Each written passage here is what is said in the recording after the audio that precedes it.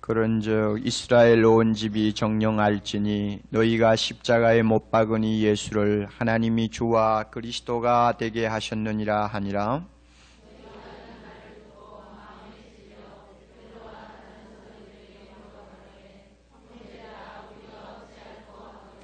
베드로가 가로되 너희가 회개하여 각각 예수 그리스도의 이름으로 세례를 받고 죄 사함을 얻으라. 그리하면 성령을 선물로 받으리니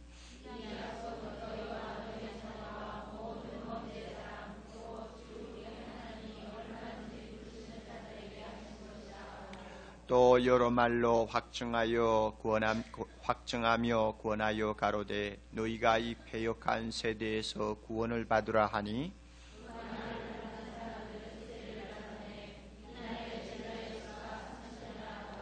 저희가 사도의 가르침을 받아 서로 교제하며 떡을 떼며 기도하기를 전혀 힘쓰니라.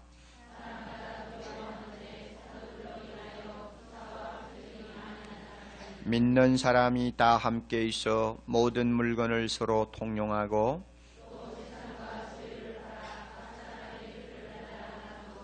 날마다 마음을 같이하여 성전에 모이기를 힘쓰고 집에서 떡을 떼며 기쁨과 순전한 마음으로 음식을 먹고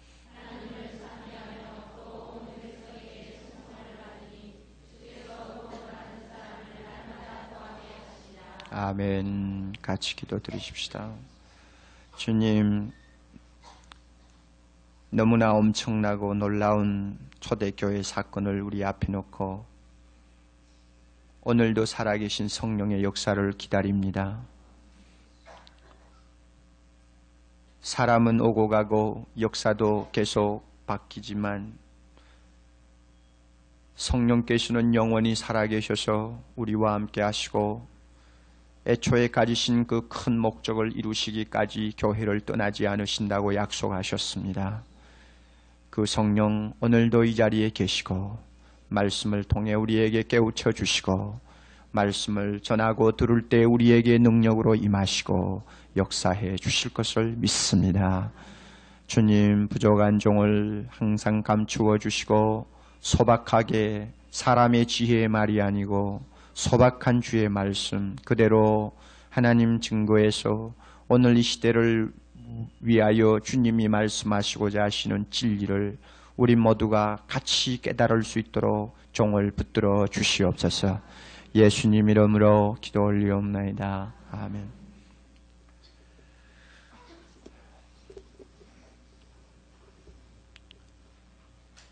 우리가 성경을 보면서 성령의 능력이 얼마나 위대하고 큰가 하는 것을 볼 수 있는 장면이 몇 곳 있습니다만 저는 이 사도행전 2장 후반부에 나타나는 이것만큼 성령의 능력을 강하게 우리에게 증명해 주는 본문이 없다고 생각합니다.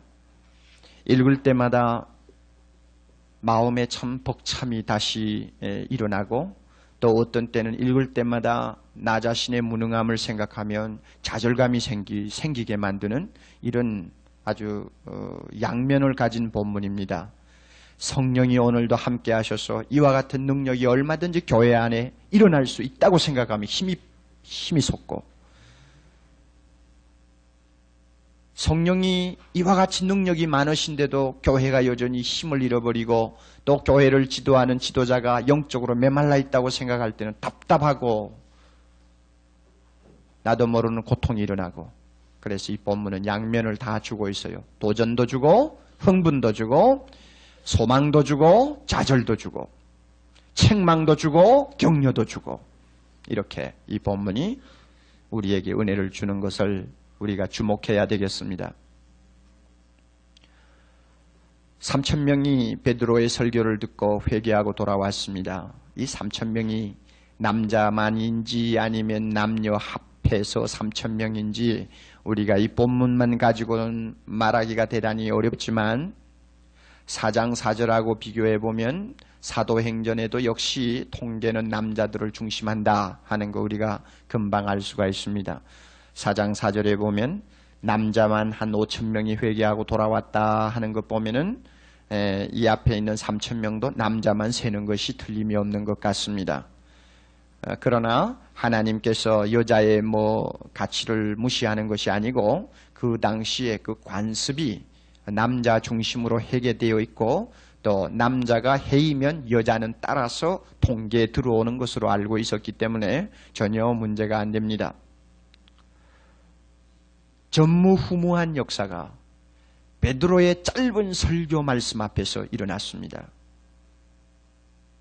여러분, 이 3,000명이 막연히 설교 듣기 위해서 교회 모인 사람이라고 착각하시면 안 됩니다.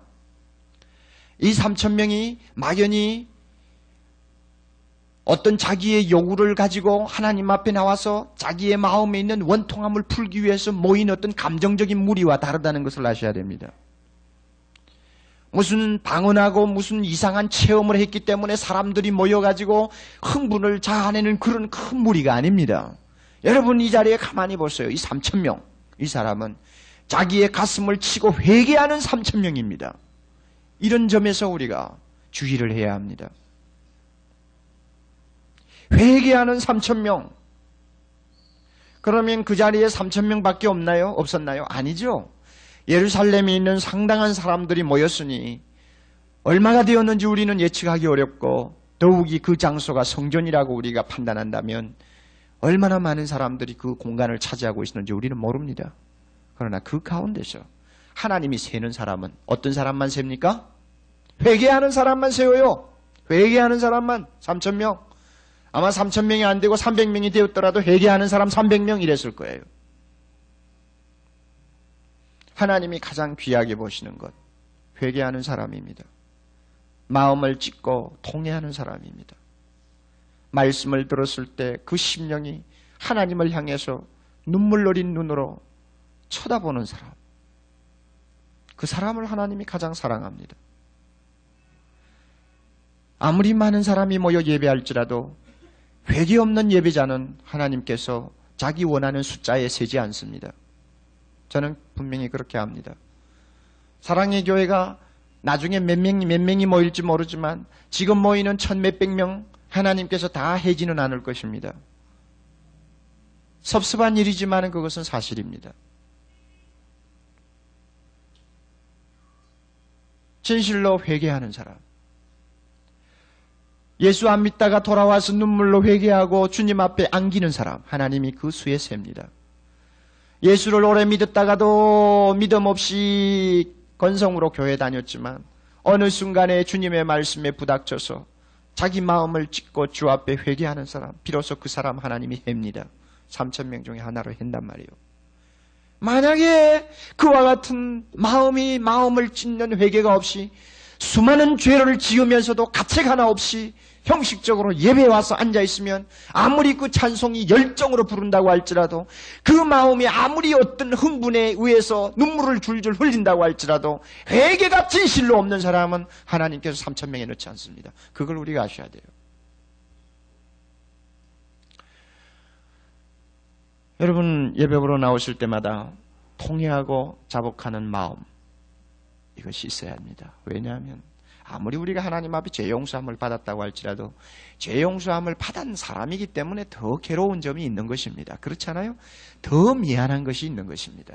하나도 용서를 받지 못했다면 그까짓 거 그건 죄 하나 범하나 둘 범하나 셋 범하나 범한 것은 한 가지니까 하나님 앞에 그저 묵묵부답으로 와서 앉아 있을 수 있겠죠. 그러나 모든 죄가 이미 용서받은 하나님 자녀여, 흠과 티가 없이 장차 하나님 앞에 설 약속이 되어 있는 사람이기 때문에 한두 가지 잘못된 것이 있어도 마음속에 괴로움이 오고 그런 마음을 안고 주님 앞에 나와 앉았을 때 자연히 회개하는 마음이 안 생길 수가 없죠. 그런 사람을 하나님이 3,000명에 항상 셉니다. 너는 내 것이다. 너는 내 것이다.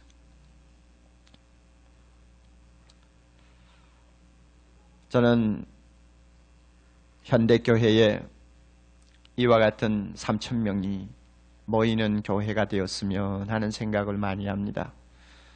사랑의 교회, 막연히 출석하는 3,000명이 아니라 하나님 앞에 나왔을 때 회개할 줄 아는 3,000명이 모이는 교회 되었으면 합니다.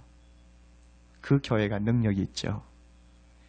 그 교회가 예루살렘을 완전히 뒤집어 뒀습니다. 서초동 이 소돔 고모라와 같은 그야말로 더럽게 오염된 지역입니다마는 참으로 주님 앞에 회개하는 3,000명만 모이는 교회가 있다면 이 지역은 달라집니다. 달라지게 돼 있어요. 하나님께서 사랑의 교회를 이런 지역에다가 세우시는 이유가 어디 있는지 아직 저는 단정을 못하겠습니다만 오늘도 살아계시는 성령, 오늘도 교회를 통해 역사하시기를 원하시는 성령, 오늘도 캄캄한 영혼을 불러서 하나님 앞에 회개할 수 있도록 복음의 빛을 비추어 주시는 성령, 오늘도 교회에 거하시고 우리의 마음에 역사하시고 말씀을 통해서 능력 있게 행하시는 거 우리 분명히 믿습니다. 믿는 이상 분명히 하나님은 일하십니다.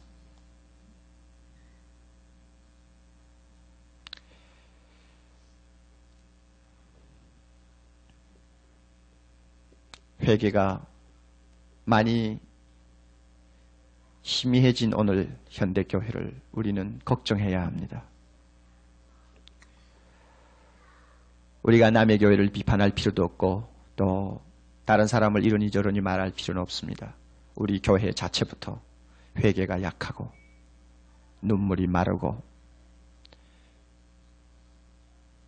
자기의 아픈 곳, 자기의 괴로운 것을 찌르면 거부 반응을 일으키는 아직도 자기 중심의 신앙생활, 말씀 앞에 전적으로 복종하려고 하는 자세보다도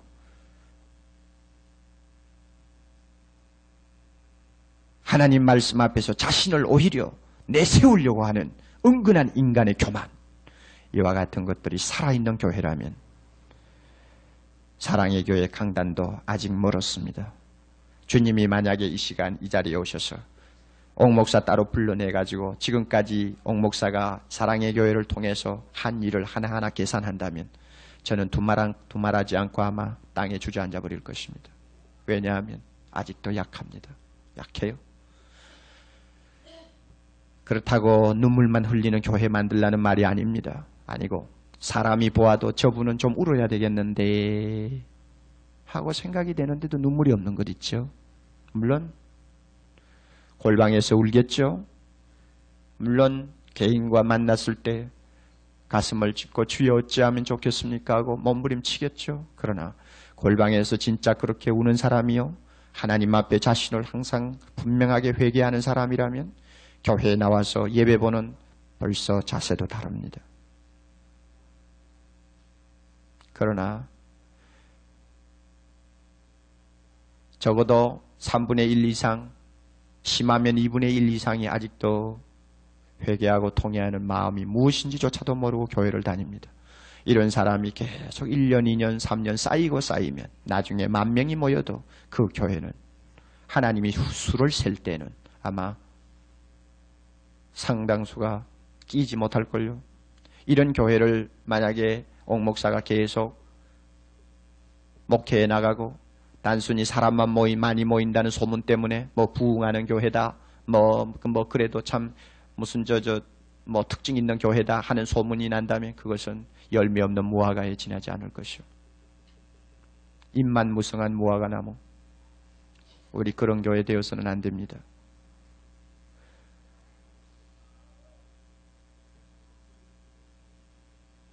오늘 우리는 과거의 어느 시대보다도 죄를 많이 짓는 사람입니다. 아멘입니까?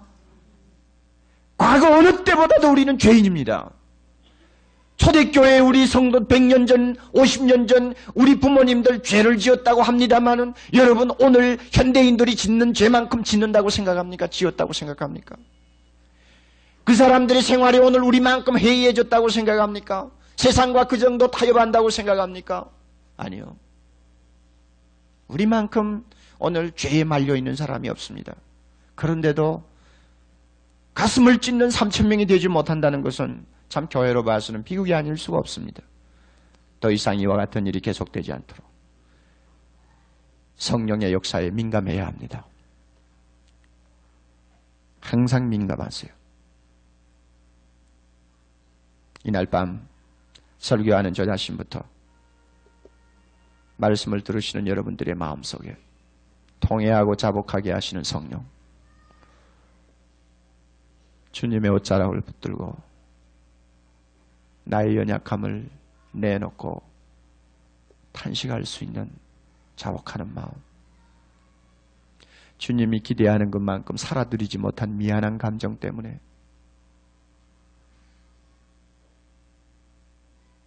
날마다 빚진 마음이 되어서 주님 앞에 눈물을 떨어뜨리는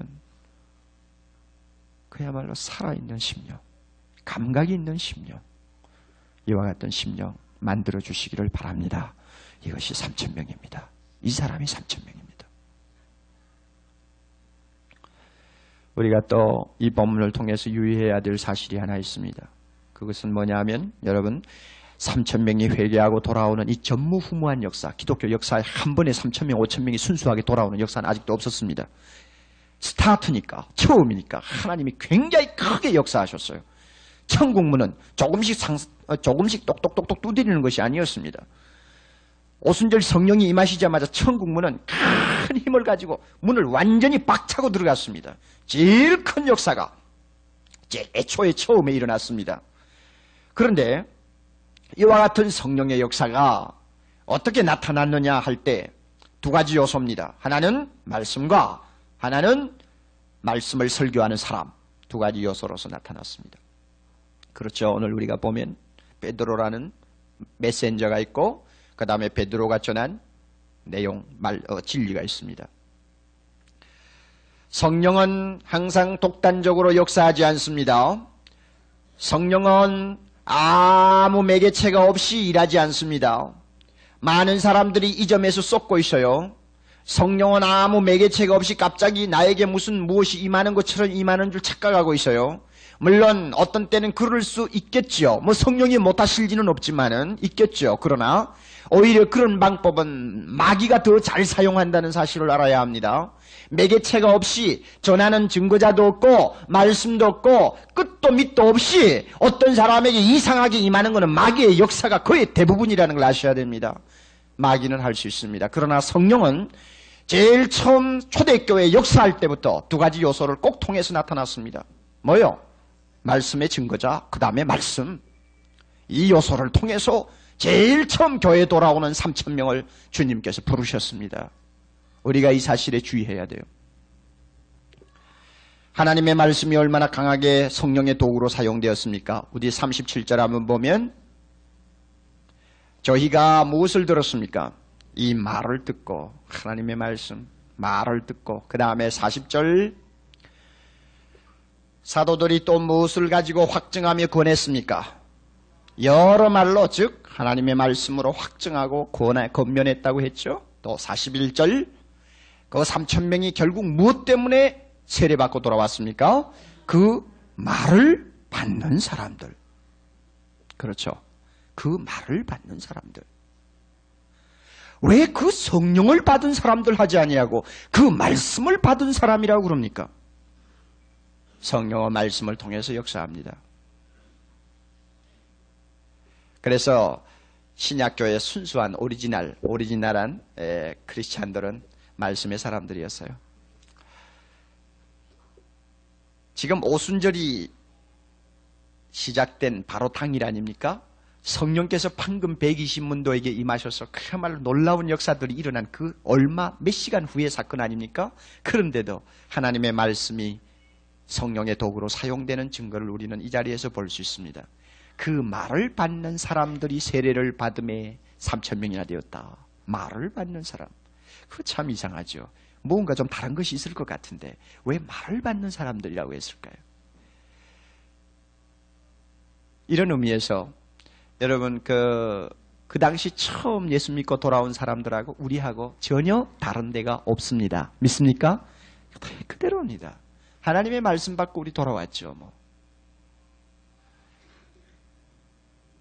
그래서 바울도 데살로니가전서 1장 5절에 놀라운 말씀했습니다. 우리 복음이 말로만 너희에게 이른 것이 아니요. 이 말이라고 하는 것은 사람이 사용하는 어휘를 말합니다. 성령의 도구가 되는 수단인 말을 이야기합니다. 그러나 이 말만 가지고 되는 것이 아니고 오직 능력과 성령과 큰 확신으로 된 것이니. 그 다음에 고린도전서 2장 4절에는 지혜에 전하는 말로 하지 아니하고 다만 성령의 나타남과 능력으로 했다 이랬습니다. 이 전도할 때, 설교할 때. 그러니 여기에서 이 두 구절을, 우리 두 말씀을 비교해 보면 말씀, 성령, 능력 전부 다 있고 오릅니다. 이게 참 이상한 공식이 성립이 돼요. 이해하시겠어요? 말씀 그 다음에 뭐요? 성령 그 다음에 뭐요? 능력. 똑같이 놓고 대등하게 보아도 전혀 잘못되지 않는다고 할 수 있습니다. 말씀에 사로잡혔습니까? 누구에게 사로잡혔나요? 성령에게 사로잡혔어요. 성령에게 사로잡혔나요? 그 사람에게 무엇이 있습니까? 권능이 있습니다. 그래서 스데반 보고 성령 충만한 사람, 믿음 충만한 사람, 지혜 충만한 사람 다 통하죠. 다 통해요. 그 통하는 이유가 있죠.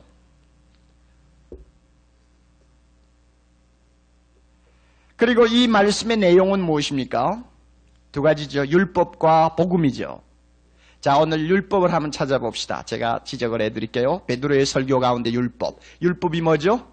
죄를 찾아서 책망하는 것. 이것이 율법입니다. 죄를 찾아서 책망하는 것. 자, 어디 있나요? 율법 한번 봅시다. 23절. 거기 23절에 그가 하나님의 정하신 뜻과 미리 아신 대로 내어준 바 되었거늘 예수님이 십자가에 못 박혀 돌아가시게 되었다 그 말입니다. 그런데 그 다음에 무엇이 나옵니까? 너희가 법 없는 자들의 손을 빌어 못 박아 죽였으나 너희가 못 박아 죽였다. 이 율법이에요. 죄를 책망하고 숨겨진 마음의 어두운 곳을 들추어내는 율법입니다. 너희가 또 있죠. 36절 넘어가서 그런즉 이스라엘 온 집이 정령할지니 다같이 너희가 십자가에 못 박으니 예수를 그랬죠. 너희가 십자가에 못 박으니 예수. 이것이 율법입니다.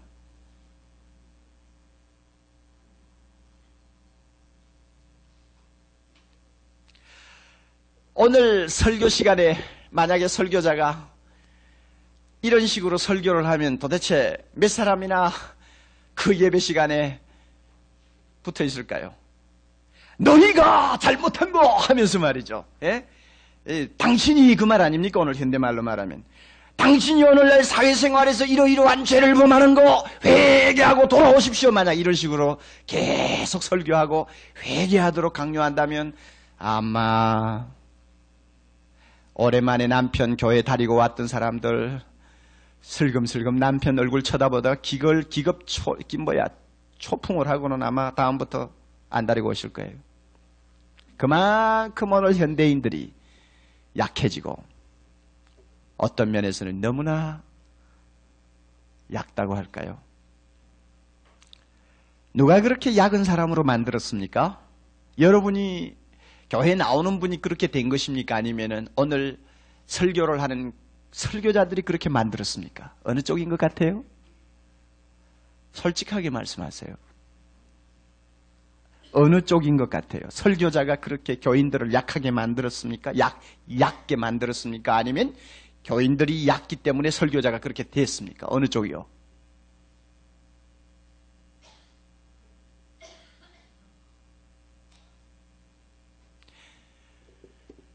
자녀가 편식하는 것은 자녀가 편식을 하기 때문에 편식이 되었습니까? 어머니가 편식하도록 내버려 두었기 때문에 편식이 됐습니까? 어머니들 대답하세요. 어느 쪽입니까? 어머니 책임이 크죠. 예, 막 거의 80%가 어머니 책임입니다. 오늘 현대교회가 너희가 하는 말을 감히 못하는 이유가 있어요. 설교자들이 그렇게 만들었어요.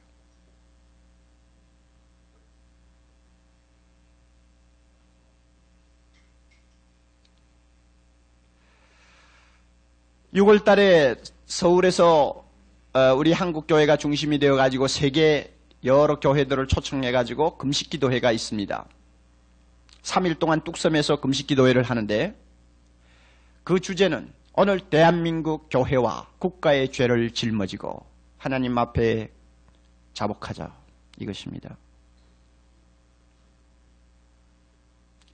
저는 이 금식기도회에서 자복해야 될 죄 중에 하나가 목사의 죄라고 생각합니다.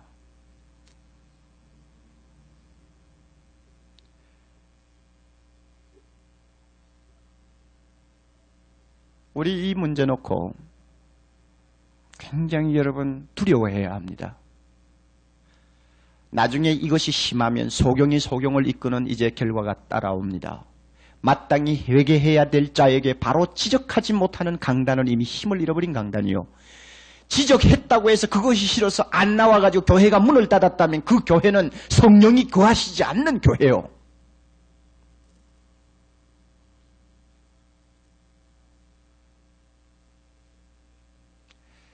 제대로 되려면은 베드로처럼 너희가 십자가에 못 박아 죽인 예수, 이 3,000명은 직접 예수 십자가 못 박아 죽이자고 소리친 사람들일지도 모릅니다. 아마 이 사람들은 분명히 예수님을 죽이고 싶었던 어떤 사람들인지도 모릅니다. 그렇기 때문에 그들의 가장 아픈 곳을 찌르는 설교입니다. 그들로 하여금 가장 괴롭게 만드는 설교입니다. 어떤 면에서는 마음속에 그야말로 분통이 터지게 만드는 설교입니다.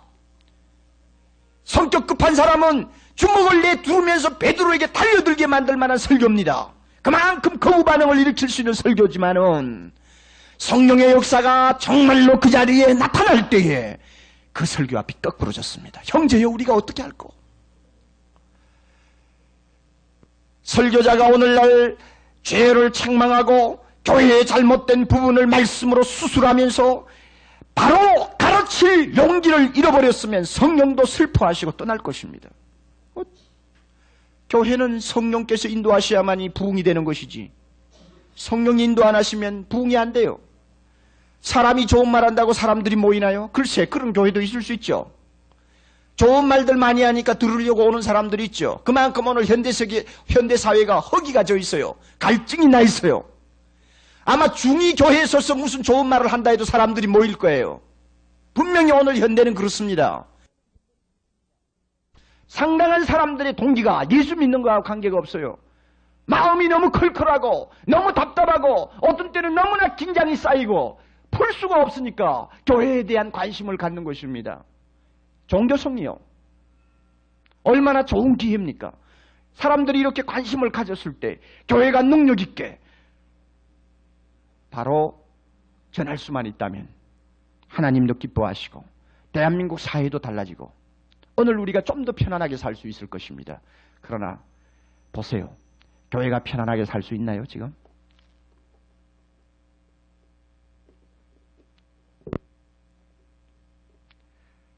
택시에서 650만 원 현금 주어가지고 주인에게 돌려줬다는 것이 그게 무슨 기삭감이 됩니까? 당연히 한 일인데. 안 그래요? 무슨 기삭감이 돼요, 그게? 그러나 그것이 너무나 이슈가 되고 사람들에게 경이감을 갖고 탐복을 할 정도로 만드는 이유가 어디 있나요? 그만큼 사회가 썩이고 썩고 그것을 자연스럽게 받아들이는 어두운 사회가 되었다는 이야기입니다. 이런 사람들이 살고 있는 사회, 교회에서 너희가 하는 분명한 책망과 회개를 부르짖을 수 없을 만큼 권위가 떨어졌다는 것은 오늘 교회가 타락했다는 이야기입니다.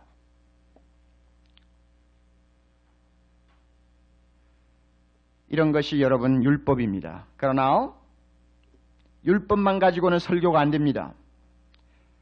의사가 수술을 해놓고 끝나면은 째놓고 끝나면은 그것은 수술이 아닙니다. 반드시 봉합을 해야 되고 치료를 해줘야 됩니다. 베드로는 율법으로 그들을 사정없이 하나님 앞에 회개하도록 정죄하고 그 다음에 복음을 줍니다. 어디가 복음입니까? 38절부터 40절이 복음입니다. 회개하라. 그리고 세례받고 죄사함을 받으라. 그리하면 너희가 용서받고 성령을 선물로 받는다. 이 패약한 세대에서 너희가 구원을 받으라. 이게 이제 복음이에요.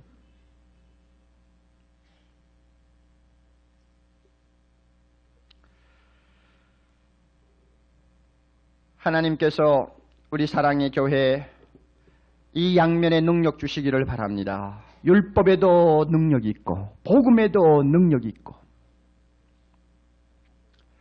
우리 사랑의 교회 순장들에게 하나님께서 이 능력 주시기를 바랍니다. 율법에도 능력이 있고 복음에도 능력이 있고 그래서 사람들이 처음에 볼 때는 모든 사람이 낭망하고 뒤로 자빠질 것 같이 느껴졌지만 드디어 복음의 손이 그들을 싸매고 예수 그리스도의 피 묻은 손이 그들을 위로하고 그들을 축복해주는 놀라운 기쁨이 충만하게 하는 교회라면 얼마나 좋겠어요. 얼마나 좋을까요? 저는 이 성경을 보면서 왜 오늘날 나에게는 율법과 복음의 능력이 좀 더 강하게 나타나지 못할까 하고 많이 스스로 자문을 해보았습니다. 아마 그 이유는 한 가지로 들 수 있을 것입니다. 베드로는 성령 충만한 사람이었습니다. 성령 충만하기 전에 베드로는 이런 사람이 아니었습니다. 전혀 불가능한 사람이었습니다. 그러나 성령이 충만하자 베드로에게는 도무지 기대할 수 없었던, 사람이 예측하지 못했던 초자연적인 역사가 나타났습니다. 이런 의미에서 사랑하시는 형제자매 여러분, 옥 목사를 위시해서 교회 교역자들 위해서 많이 기도해 주셔야 됩니다.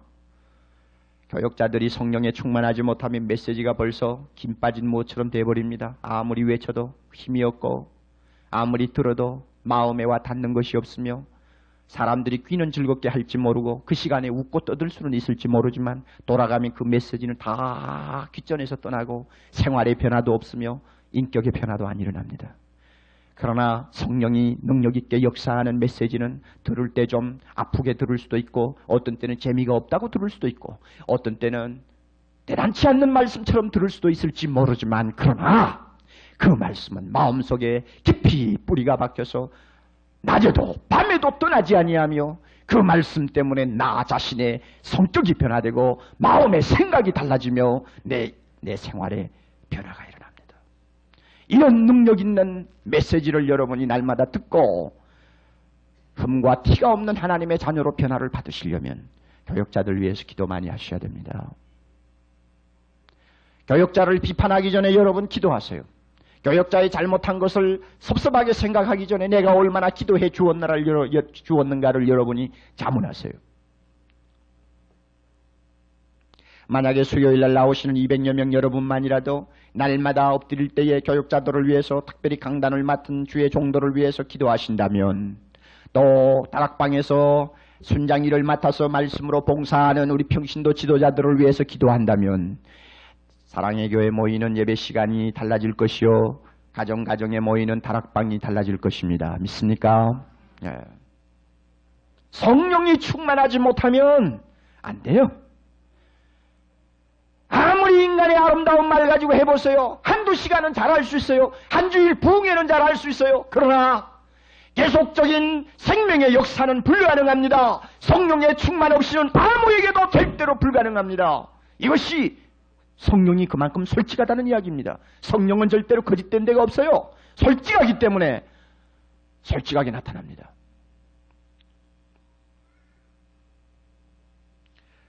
다음에 우리 또 생각할 문제 있습니다. 성령의 역사가 이렇게 강하게 회개를 통해서 나타나지 않습니까? 자, 그런데 우리 좀 문제점이 하나 있어요. 38절.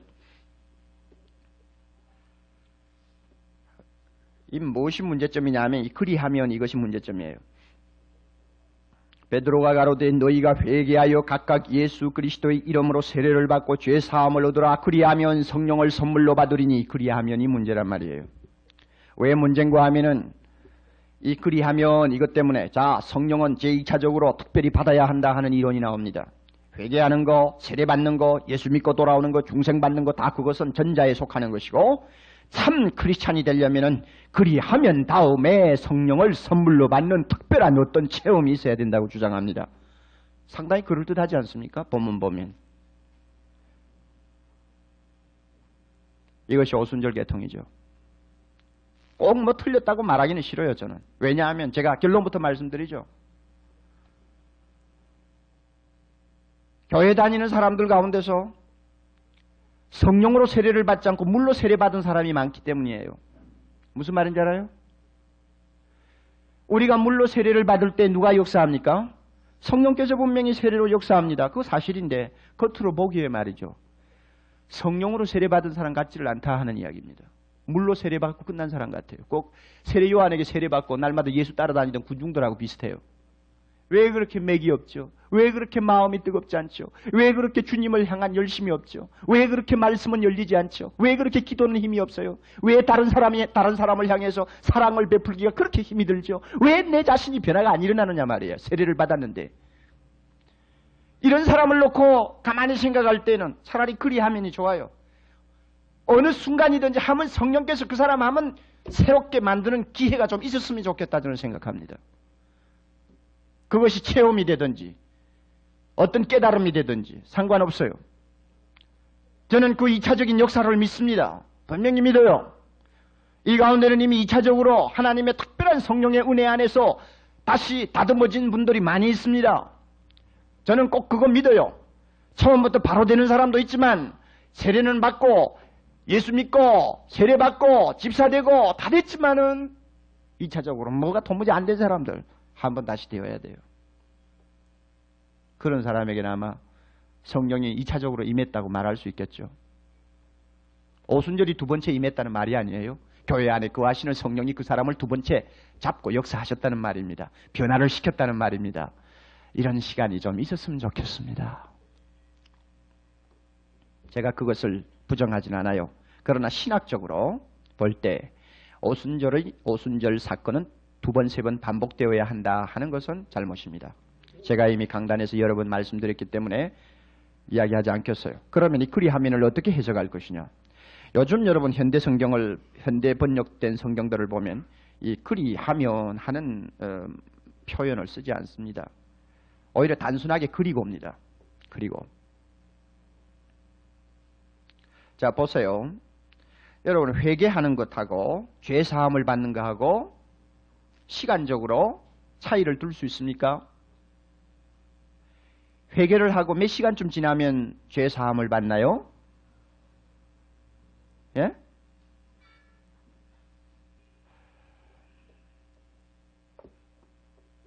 회개하고 몇 시간쯤 지나면 죄 완전히 용서받나요? 오늘 기도하신 오유순 집사님 크게 한번 대답해 보세요. 회개하고 몇 시간쯤 지나면 용서를 받죠? 바로 받아요? 믿어요? 예, 보세요. 회개하고 죄 사함을 받으라. 그거는 말의 순서지.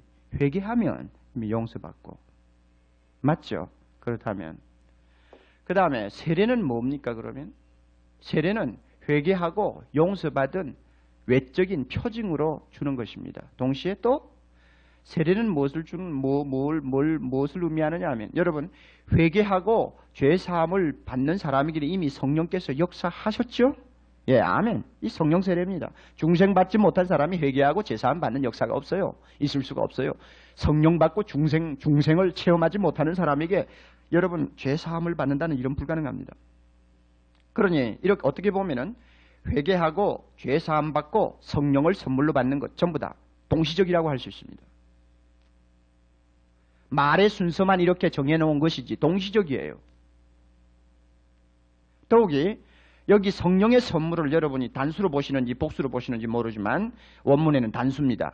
성령의 선물입니다. 그러면 성령이라는 선물입니다. 성령이라는 선물. 그러면 이 단수인데 이것은 뭘까요? 은사를 말할까요? 아니면 성령 그 자신을 말할까요? 성령 그 자신을 말합니다. 만약에 이것이 선물이라는 말이 소위 기프트라는 말에 복수형이 나왔다면 이것은 은사입니다. 성령께서 주시는 은사가 다양하잖아요. 그 은사겠지만 여기는 단수예요. 성령이라는 그 선물입니다. 즉 성령 자신입니다. 그렇다면 우리가 성령 자신을 우리 자신이 참 받는 것 언제입니까? 죄 회개하고 용서받고 할 때 벌써 성령은 우리에게 역사를 하신 것입니다. 그것을 좀 더 뚜렷하게 하기 위해서 세례를 받습니다. 물로 세례를 받습니다. 물로 세례를 받을 때 죄사함 받은 감격이 크게 따라올 수 있으며 동시에 무엇이 역사합니까? 성령께서 충만하게 역사합니다. 그렇게 되면 이 본문은 다 해결되는 것입니다. 그러니 제가 그리하면 하는 말을 그리고라고 바꾸는 이유가 바로 그것입니다. 말의 순서만 그래 놓은 것이지 사실은 전부 동시적인 역사입니다. 그러나 어떤 경우에는 세례도 받고 자기도 죄 용서함을 받았다고 확신도 하는데 성령의 역사가 너무나 메말라버린 사람에게 하나님께서 2차적으로 3차적으로 그를 강하게 붙드는 은혜가 있을 수 있다는 것, 이거는 나는 인정합니다. 사랑의 교회 1,몇백 명이 다 한번 그와 같은 은혜 속에서 한번 다시 재생된다면 아마 이 교회는 세상이 감당하지 못하는 그리스도의 제자들이 모인 교회가 될 것입니다. 예루살렘이 감당하지 못한 3,000명이 모인 교회가 될 것입니다. 그렇게만 된다면 얼마나 좋을까요? 그렇게만 된다면. 절대 낙망할 필요가 없습니다. 성령은 오늘도 계시기 때문에 성령의 능력은 절대로 축소되었더니 변하지 않았습니다. 단순히 우리가 믿고 간절히 사모하고 구하기만 하면 사랑의 교회를 통해서 성령은 초대교회와 같이 역사하시고 하나님의 능력을 분명히 나타낼 것을 저는 믿습니다. 이 3,000명이 성령의 충만함을 받은 것이 분명한데 이상하게도 그 성령이 충만함을 받았다는 증거가 어떤 은사에서 나타나지 아니하고 어디에서 나타나느냐 하면 42절 이하 생활에서 나타납니다. 이것을 여러분이 주의하시기 바랍니다.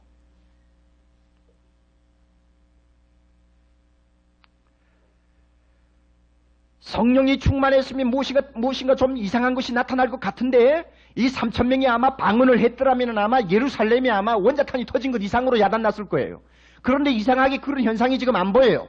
물론 우리가 너무 지나치게 해석하면 안 됩니다. 분명히 세례를 받았을 때 이들에게 어떤 증표가 나타난 것은 사실입니다. 왜냐하면 오순절 그 당일날이기 때문에 성령께서 너무나 강하게 역사하는 시간입니다. 그러니까 세례를 받는 이 3,000명에게 방언으로 아니면 어떤 증표로 분명히 성령 충만 받는 표가 눈에 보이도록 나타났던 것도 우리는 부인할 수가 없습니다. 그러나 성경에서 그와 같은 사실을 전부 다 뒤로 미루어버리고 어디에서 성령 충만한 증거들을 다 보여주느냐 하면은 교회 생활, 신앙 생활, 삶의 변화에서 성령 충만한 것을 보여주고 있습니다. 이게 참 아름다운 일이에요. 신앙생활의 4가지 원리, 말씀에 굳게 서라. 그렇죠. 누구의 가르침을 받습니까? 사도의 가르침을 받아. 말씀에 굳게 서라. 그 다음에 둘째로 성도와의 교제에 힘쓰라. 서로 교제하며. 또 세 번째 무엇입니까? 떡을 떼며. 제가 제자반에 할 때 조금 잘못 가르친 것이 있는지 모르겠는데 이 떡을 떼며 하는 말을 우리가 성찬이냐 예찬이냐 하고 우리가 좀 논할 수가 있습니다만은 46절 내려가서 보면 떡을 떼는 거하고 음식을 먹는 애찬하고는 구별이 되고 있습니다. 그렇죠?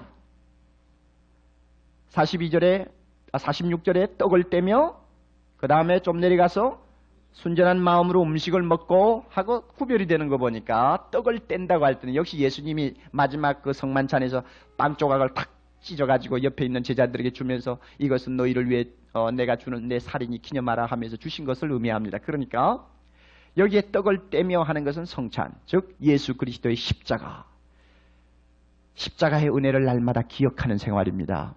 기념하는 생활이요, 감사하는 생활입니다. 그 다음에 쉬지 말고 기도하라.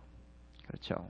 이 4가지가 초대교회의 성령 충만한 성도들에게 나타났던 가장 중요한 신앙생활의 4대 원리입니다.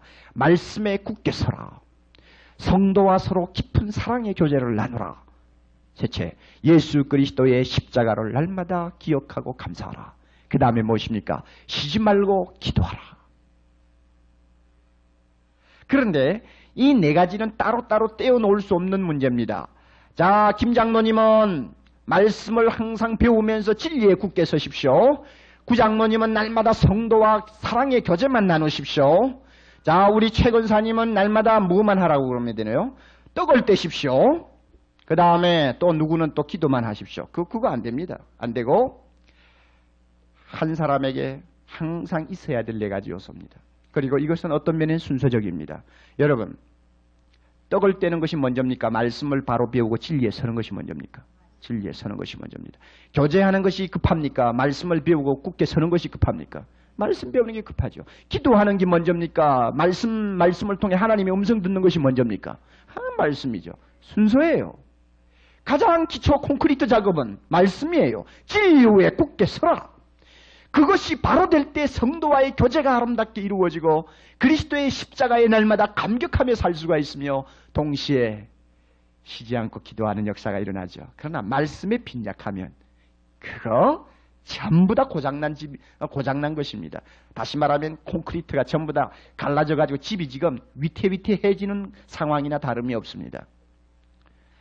제가 오늘 시간이 쫓기기 때문에 길게 말씀 못 드립니다. 여러분, 우리가 돌아가서 성령에 충만한 사람으로 우리가 표현이 되고 싶으면 이것이 바로 되는가를 항상 살핍시다. 말씀을 사랑하고 말씀에 굳게 서 있는가, 그 다음에 항상 성도와의 교제를 사모하고 사랑하는가. 사람 만나기 싫어서 문 잠그고 열어주지 않아. 전화 와도 전화 받지 않아. 만나기 싫어. 나 혼자 있어. 벌써 고장난 사람, 성령이 근심하는 사람입니다. 아멘.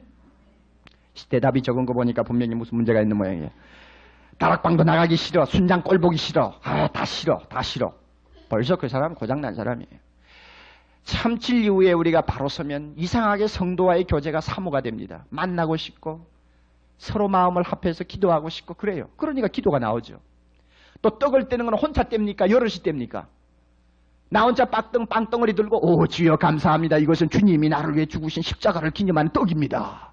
여러분 그렇게 할 수 있어요? 못해요. 떡 떼는 것은 같이 해야 돼요. 공동체가 하는 일입니다. 그러니 보세요. 우리가 성령 충만하면 나 하나의 생활보다도 교회의 지체로서 전 교회 생활을 더 중시하게 됩니다. 말씀 배우고 교제하고 같이 떡을 떼고 같이 기도하고. 아름답죠? 그래서 46절도 가서 보면 그들이 자 첫째 장소는 어디입니까? 전체가 모일 때는 어디를 갑니까?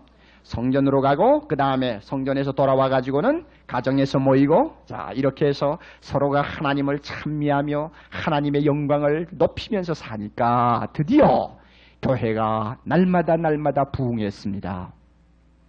따라하십시오. 성령 충만의 생활은 증인의 생활이다. 말로 입으로 막 예수 믿으라고 전하고 돌아다니지 않아도 벌써 삶 전체가 누구를 증거하는 삶이죠? 예수 그리스도를 증거하는 삶입니다. 이것이 크리스찬의 삶이에요. 그러므로 교회가 정말로 교회 전체가 증인의 삶을 가지고 가정에서나 또는 사회에서나 참 내가 성령 충만한 생활하면 나를 통해서 복음 전하는 기회는 자연적으로 생기고 나를 통해서 예수에 대해서 매력을 느끼는 사람들이 자연히 따라오게 돼 있어요. 교회가 부흥하게 돼 있습니다. 이렇게 초대교회가 성령 충만한 증거가 삶의 변화에서 나타났으며 교회 생활에서 증거가 되었다는 것을 우리가 마음속에 깊이 명심하고 엉뚱한 데서 성령 충만 찾지 마세요. 오리지널로 돌아가자고요. 얼마나 아름다워요. 하나님께서 사랑의 교회 부디 이와 같은 성령의 충만을 항상 허락해 주시고 이 세상 마지막까지 성령이 뜨겁게 강하게 분명하게 역사하시는 귀한 교회 되도록 주님이 은혜 주시기를 바랍니다. 여러분 같이 합심해서 기도하십시다. 오늘 저녁에 말씀 들은 것 중에서 여러분 마음속에 성령께서 기억나게 하시고 또 자신에게 적용하게 하시고 하나님 앞에 고백하게 하시는 말씀 기억 있으면 그 말씀 붙들고 여러분 기도하세요. 그리고 두째는 교회 건축을 위해서 기도하시기를 바랍니다. 헌금하시는 분들 위해 기도하시고 공사하시는 분들 위해서 기도하세요. 그리고 건축위원장이야 이 공사 일을 위해서 밤낮 없이 염려하고 수고하시는 교회 장로님들 위해서 또 건축위원들 위해서 기도하십시오. 그리고 또 마지막으로 기도합니다. 우리나라 교회와 국가를 위해서 여러분 기도합시다. 6.25가 과거에 있었던 달이 다가옵니다. 참 우리가 가만히 생각하면 오늘까지 우리가 평안하게 이렇게 살게 된 것도 얼마나 하나님의 은혜입니까? 우리 이것을 놓고 하나님 앞에 진지하게 기도합시다. 마지막으로 주여 나에게도 성령의 충만함 주시옵소서. 사랑의 교회에도 성령 충만함 주시옵소서. 대한민국 교회에 성령 충만함 주시옵소서. 세계 교회 후에 성령 충만함 주시옵소서. 우리 합심해서 기도하시기를 바랍니다. 하나님 아버지, 사랑의 교회가 3,000명이 돌아와 예루살렘을 새롭게 변화시켰던 초대교회와 같이 능력 충만한 교회 되기를 원합니다. 우리 사랑의 교회는 회개하고 돌아오는 3,000명의 교회 되기를 원합니다. 오 하나님, 우리 사랑의 교회는 성령 충만한 것이 생활의 변화를 통해서, 교회 생활을 통해서 확실하게 증거되는 교회 되기를 원합니다. 사랑의 교회는 성령 충만하여 우리의 삶 전체를 가지고 예수 그리스도의 증인으로서의 아름다운 역할을 감당하는 교회 되기를 원합니다. 아버지 하나님, 오늘 저녁에 나온 성도들 다 성령 충만하여 하나님 날마다 어려운 세상 삶에서 호덕이지 말게 하시고, 하나님 아버지 쓰러지지 말게 하시고, 시험에 빠지지 말게 해주시기를 원합니다. 초대교회 성도들과 같이 말씀에 굳게 서게 하옵소서. 성도와 서로 교제하며 강하게 붙들어주게 하옵소서. 날마다 주님의 십자가를 기념하게 하옵소서. 하나님 아버지여, 쉬지 말고 기도하게 하옵소서. 그래야여 우리를 당할 자가 없는 하나님 아버지여, 강한 성령의 도구되어 우리 이웃을 복음으로 환하게 밝힐 수 있게 하시고, 문제를 안고 호덕이는 자들을 치료해 줄 수 있게 해주시고, 하나님 아버지여, 이 사회 구석구석에 하나님의 나라가 임하도록 하는 아버지의 귀한 사역자들이 다 되도록 인도해 주시기를 원하옵나이다. 하나님, 우리 성도들 가운데 병으로 고생하는 자들을 주님 하루빨리 치료해 주옵소서. 무더운 여름 오기 전에 치료해 주옵소서. 경제적으로 어려움을 당하는 자들, 가정에 무거운 짐을 지고 있는 하나님 형제자매들 많이 있습니다. 주여, 이 시간 기도하오니 주님, 우리의 어려운 문제 주님이 대신 져주시고 해결해 주옵소서. 우리는 힘이 없습니다. 약합니다. 주여, 아시지 않습니까? 하나님의 자녀를 한순간도 놓지 아니하시고 돌보신다고 약속하신 주여, 머리털 두 가락도 다 헤아리신다고 약속하신 주님이시여, 우리 연약함과 우리의 무거운 짐을 주님이 다 보살펴 주셔서 이것 때문에 우리 믿음 팔아먹지 말게 하시고, 이것 때문에 우리 자신이 시험에 빠지지 않도록 주님이 우리를 구원해 주시기를 간절히 원합니다. 예수님 이름으로 기도 올리옵나이다. 아멘.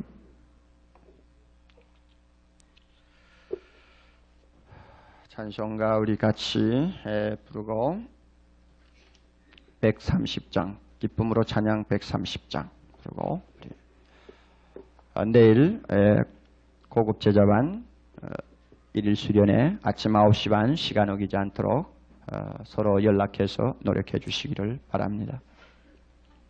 130장.